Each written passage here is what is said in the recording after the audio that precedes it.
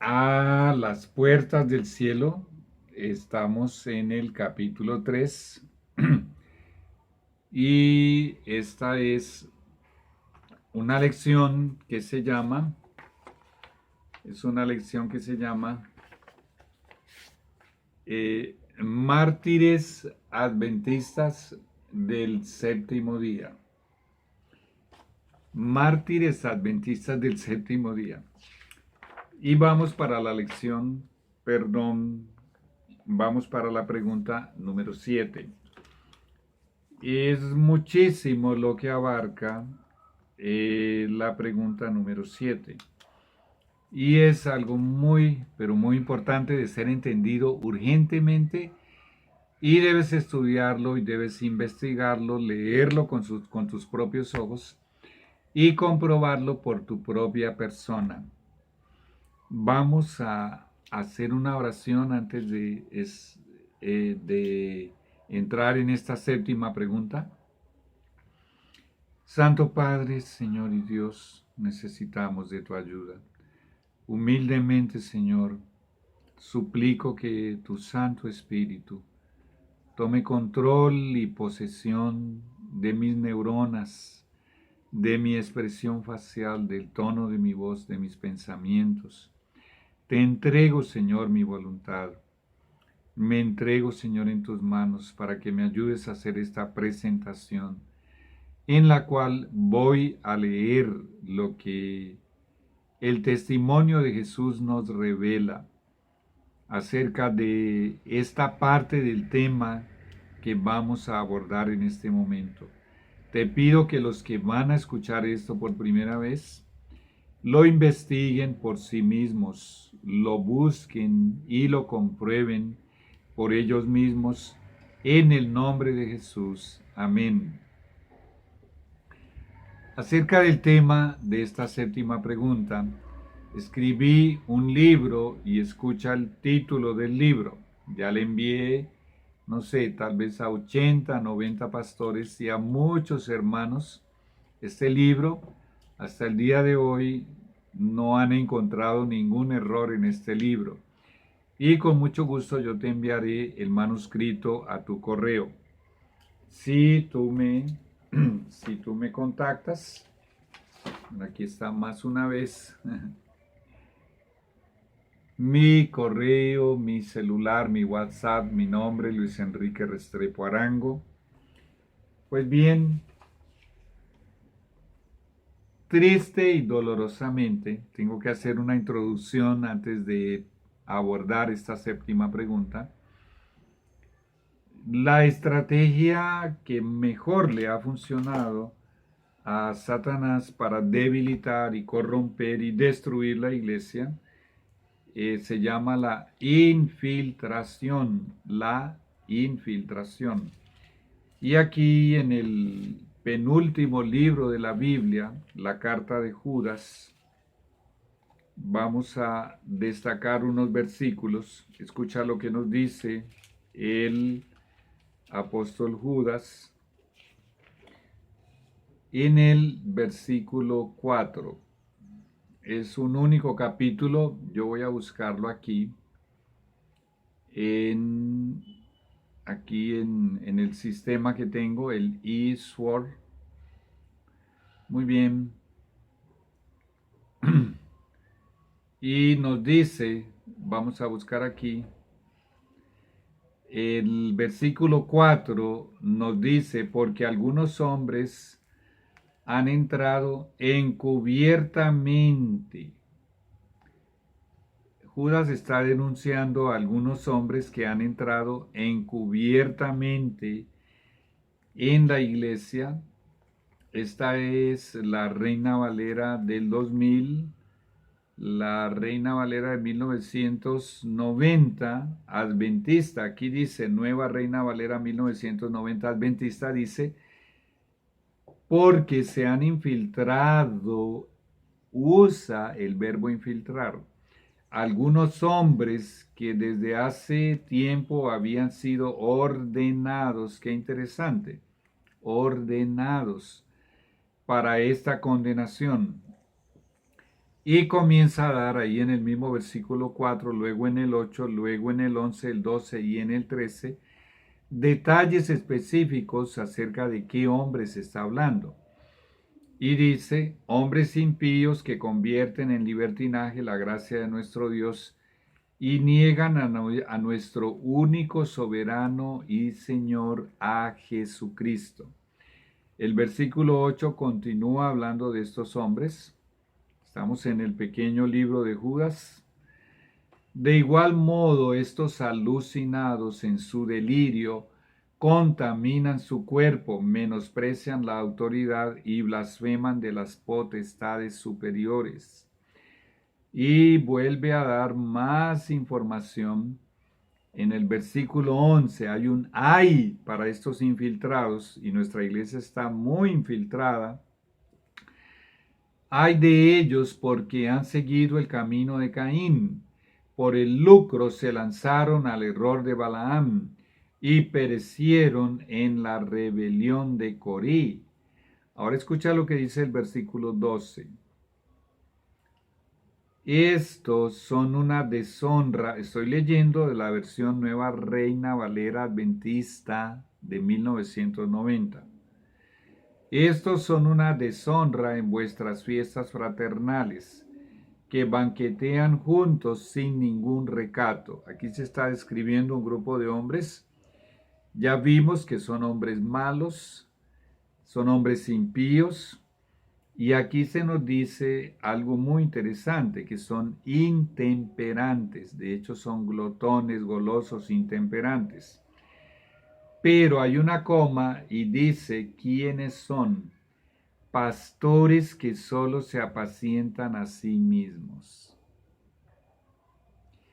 Él está hablando, Judas, que ya en su época, en la iglesia apostólica, el diablo había logrado infiltrar falsos pastores.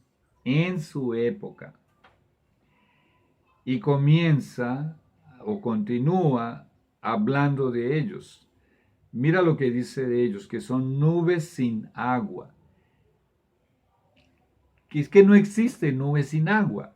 Entonces, ¿qué es lo que él quiere decir realmente?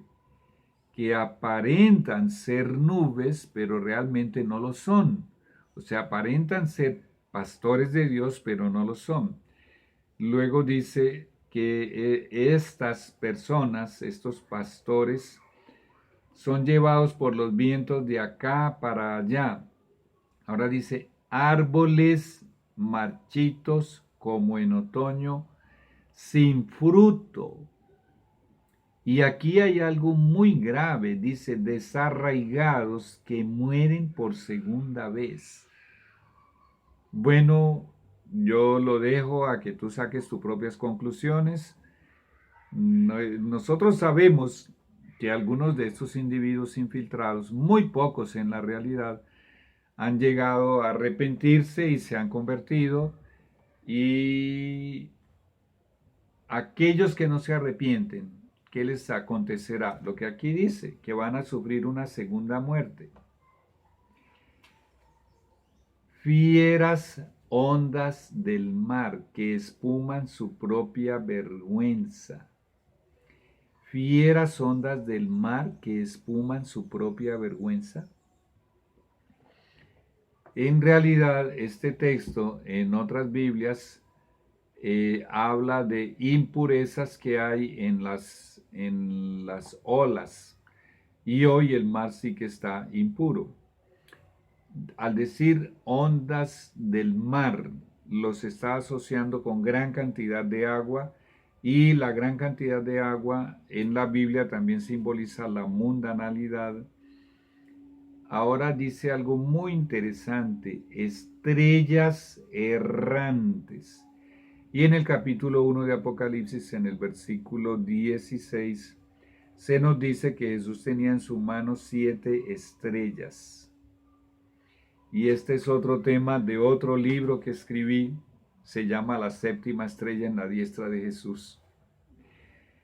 Y sigue diciendo, reservadas a la oscuridad eterna de las tinieblas. Reconfirma que si no salen de esa condición y si no se arrepienten, ellos finalmente van a perder la vida eterna.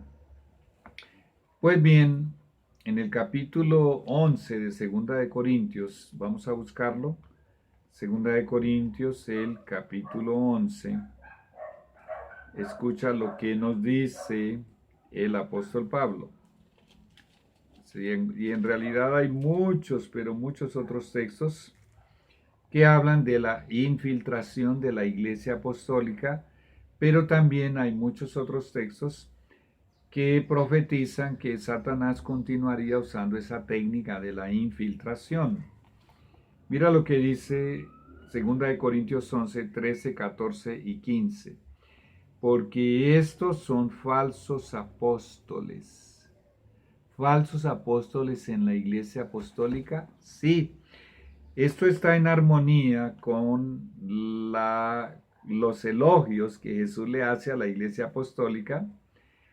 Y en estos elogios, pues, sin perder aquí, 2 Corintios 11, Jesús dice en el mensaje a la iglesia apostólica, que está simbolizado por el mensaje a la iglesia de Éfeso, Apocalipsis capítulo 2 del 1 en adelante, en el versículo 2 dice, yo conozco tus obras y tu arduo trabajo y paciencia, y que no puedes soportar a los malos, y has probado a los que se dicen ser apóstoles y no lo son, y los has hallado mentirosos.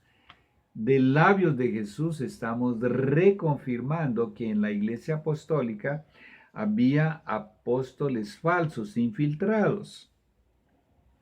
¿Qué será de esta iglesita hoy en día?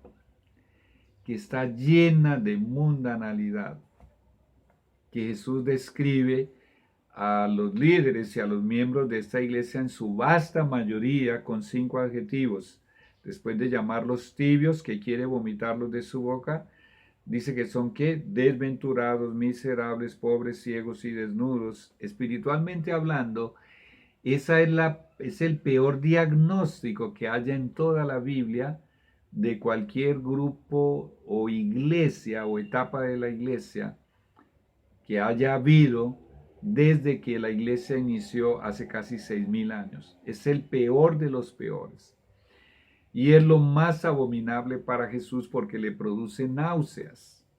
Entonces, si en la iglesia del amor, la iglesia en que todos tenían todas las cosas en común, estaban los apóstoles allí y hacían milagros, hasta resucitaban muertos, habían falsos apóstoles, y ya leímos allá en Judas que había falsos pastores. ¿Qué crees tú? ¿En qué condiciones está esta iglesia? ¿Qué crees tú? Si Apocalipsis 12:17 dice que la ira del dragón es contra esta iglesia, específicamente contra esta iglesia, ¿qué crees tú que cuál es la condición de esta iglesia? Sigo leyendo. Y no es maravilla, estoy en 2 Corintios capítulo 11, versículo 14, y no es maravilla porque el mismo Satanás se disfraza como ángel de luz. Él hace este comentario con relación a lo que acaba de decir, que no debíamos maravillarnos porque el diablo introdujese falsos apóstoles dentro de la iglesia. También mencionó obreros fraudulentos. Y con este contexto dice lo que dice en el versículo 15. Así que no es extraño si también sus ministros se disfrazan como ministros de justicia. Si esto acontecía en la iglesia apostólica, ¿cómo estamos hoy? Ya acabamos de ver, acabamos de comentar brevemente, realmente muy superficialmente, algunos comentarios acerca de la apostasía de los descendientes de esa iglesia. Entonces, es portugués, ¿en qué condiciones estamos? Mira, voy a buscar aquí, que el Señor me ayude. Voy a buscar aquí una palabrita, a ver si leemos otro texto. Nos dice Jesús en Mateo 10:16, os envío como ovejas entre lobos. Nos dice Jesús en Mateo 7:15, guardaos de los falsos profetas que vienen a vosotros vestidos de ovejas y por dentro son lobos rapaces.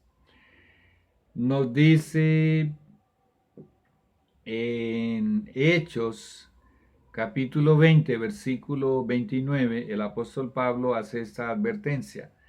Sé que después de mi partida entrarán entre vosotros lobos rapaces que no perdonarán el rebaño.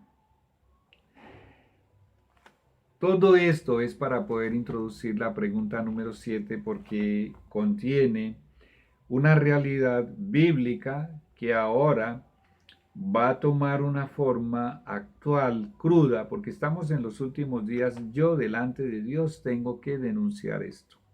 Y repito, ya entregué el libro, muchos pastores me compraron el libro en la mano y hasta el día de hoy no me han dicho, no me han llamado, vea, encontré un error en su libro.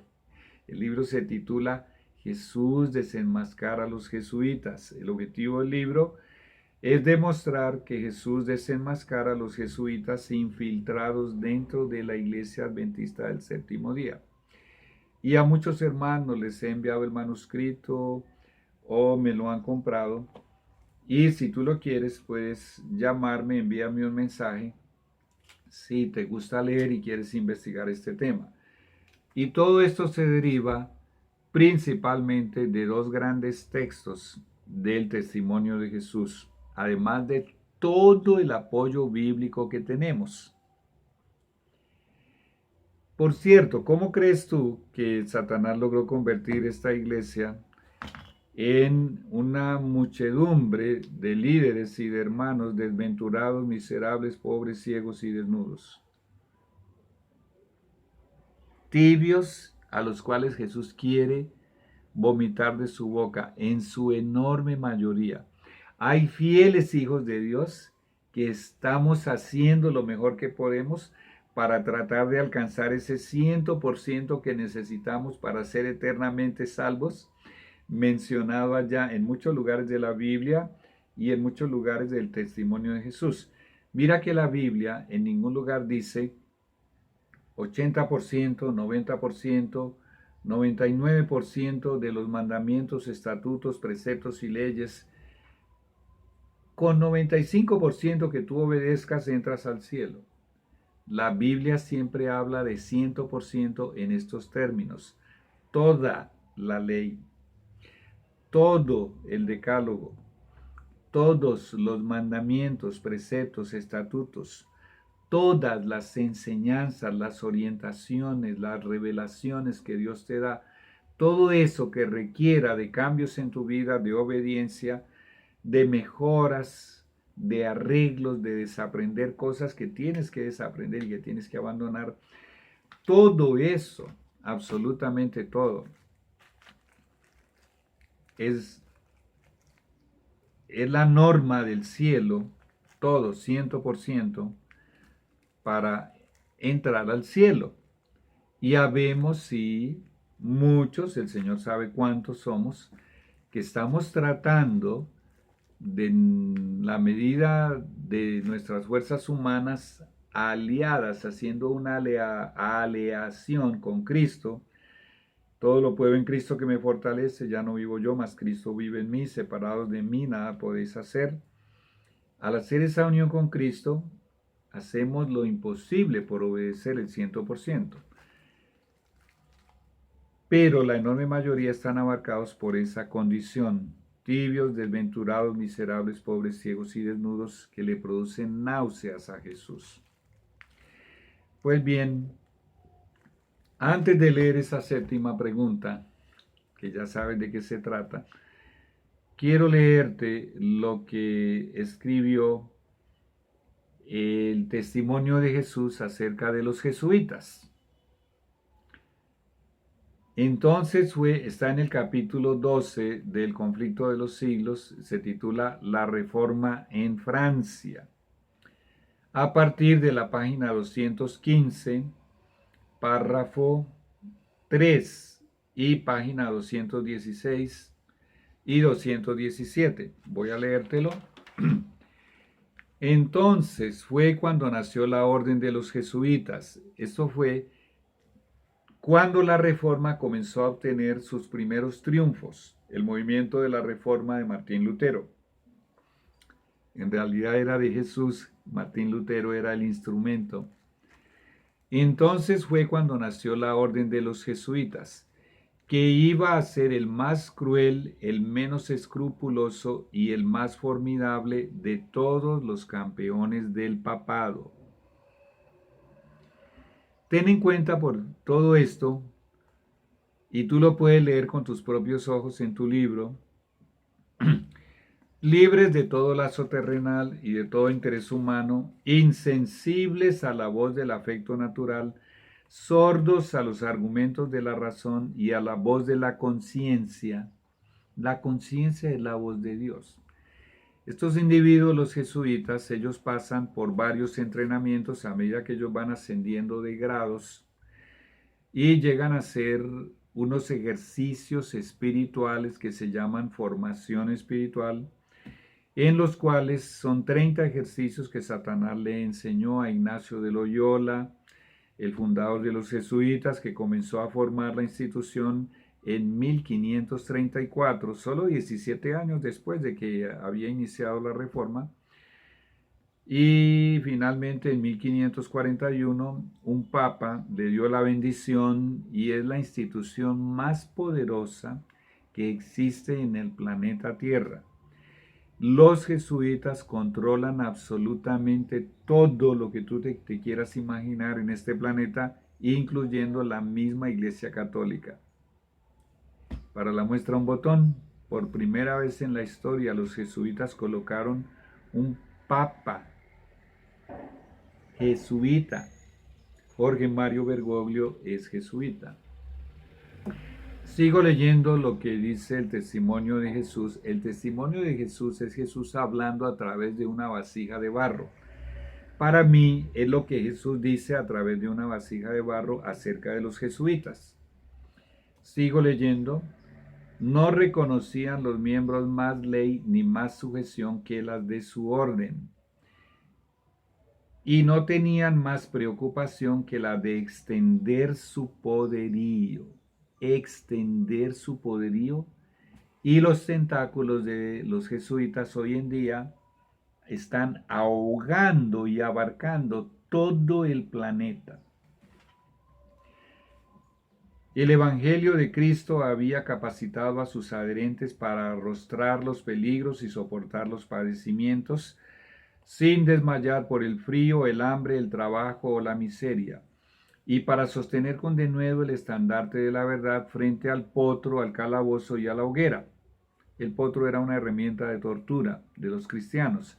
El Espíritu Santo, ya acabamos de leer, les había dado ese valor para soportar hasta inclusive la tortura y el martirio. Ya acabamos de hablar de eso en el segmento anterior. Ahora escucha esto. Esto es una creación satánica, esta sociedad secreta satánica de los jesuitas. Para combatir contra estas fuerzas, está hablando de Satanás, para Satanás combatir contra estas fuerzas, recuerda, Apocalipsis 12:17, Satanás se fue a hacer la guerra contra los descendientes de la Iglesia Apostólica. Escucha lo que vamos a leer aquí. Para Satanás combatir contra qué fuerzas. Las fuerzas que Dios le provee a sus verdaderos hijos, ese valor, ese coraje. El jesuitismo inspiraba a sus adeptos un fanatismo tal. ¿Qué son los jesuitas? Son los fanáticos más extremistas y más fundamentalistas y más fanáticos que jamás hayan existido en el planeta. ¿Por qué? Escucha lo que vamos a leer. ¿Por qué? Bueno, para combatir contra estas fuerzas, el jesuitismo inspiraba a sus adeptos un fanatismo tal que los habilitaba para soportar peligros similares y oponer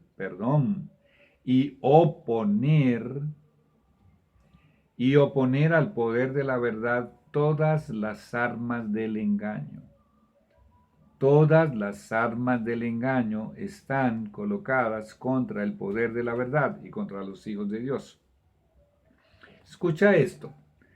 No sé si tú has visto alguna escena de Jorge Mario Bergoglio, este Francisco I, el actual Papa, besando niños, besando los pies de indigentes que él mismo lavó con sus manos, besando enfermos, visitando presos, visitando enfermos. Escucha, él es un jesuita. Escucha lo que vamos a leer. Dice,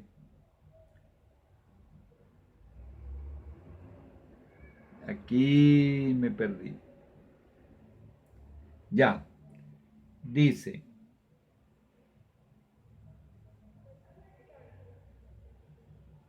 perdón, yo me había saltado aquí un pedacito. Bueno, voy a volver a leerlo. Para ellos ningún crimen era demasiado grande, ninguna mentira demasiado vil, ningún disfraz demasiado difícil de llevar. ¿Está esto en armonía? Es Jesús el que está hablando aquí, a través de la arcilla. Está en armonía con lo que acabamos de leer de la Biblia, que no nos maravillemos de que Satanás hace que sus ministros se disfracen de obreros de Dios, de apóstoles de Dios, de pastores de Dios, de ministros de Dios. Aquí dice, ningún disfraz era difícil de llevar para ellos. Se disfrazan de lo que tú quieras. Esta es la estrategia que utilizó Satanás para hacer caer la tercera parte de los ángeles del cielo. Se disfrazó como benefactor de las huestes angelicales, de que les iba a dar libertad y que les iba a dar más felicidad, y ocultó sus verdaderas intenciones y lo tenían como un benefactor. Continúa con la misma estrategia. ¿Cómo engañó a Eva? Con un disfraz. Muy bien, sigue diciendo, ningún disfraz demasiado difícil de llevar. Ya continuamos. Ya vamos para el cuarto segmento. Sigue la lectura acerca de los jesuitas. Si tú quieres, léelo allá completo. El capítulo 12 de El conflicto de los siglos, página 215, 216 y 217. Ya regresamos.